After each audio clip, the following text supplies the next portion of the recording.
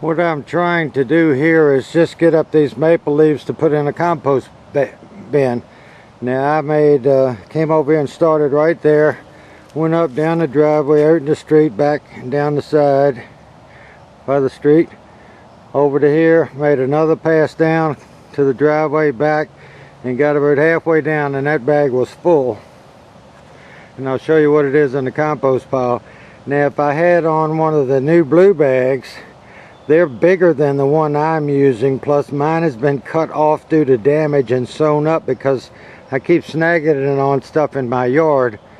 And I would have been able to pick all that up in one lawnmower run. The bag is ready to go again. I've dumped it. I hooked it back up, put the vice grip back on it. That time I try to watch this little ball here, so when it starts to jump up and down I stop so the chute won't fill up. But it did fill the chute up on that one. I just undid the bagger right there, which is the smartest thing they ever did to these chutes, is to put it 2 pieces. And then you don't have to get on your hands and knees and loosen it at the bottom. And I dumped that in a container, one of the containers that came off of this. And that's what I put in there from that one pass with this shortened bag. You can tell, I don't know how many trips I would have had to make filling 2 of these containers up to put that much on. Plus I'm at the back of my yard. I gotta drive out the back driveway, down the side of the property, and do the front and bring it back. That's one trip. One more trip and I'll be done. Then I'll put the big bag on it and I'll get into some serious leaf picking up. Somebody asked me if these bags were heavy. Well, these leaves weigh twice what they would normally weigh because they're wet. And I have these 2 little ramps that I put on the back of my truck to put lawnmowers in, to put it on the back of my trailer to put lawnmowers in at the trailer. And I put it up here on this compost pile, and that way you can just pull it up the ramp. You don't have to lift all that mess. When you get up this high, you know you'd be in trouble to lift that up. It'd be 2 people to get it up that high. And this way I can push it up here and dump the end over and lighten it up a little bit, and then kick it over and stand on the ramp and pull the bag up from the bottom.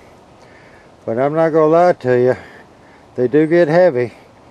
And but when the leaves are dry, you can go a lot faster. I've been doing this for maybe 45 minutes. I've picked up everything out the front yard, the gutter, and made one pass down the side yard, which is about 120 feet long. And that's 2 bags. The blue bag, I would have had more done. But I have to do this on the first gear in my tractor because they're so wet and so thick. If I'd gotten out here and done some more of these and they all didn't fall down because of the storm, I'd be ahead of the game.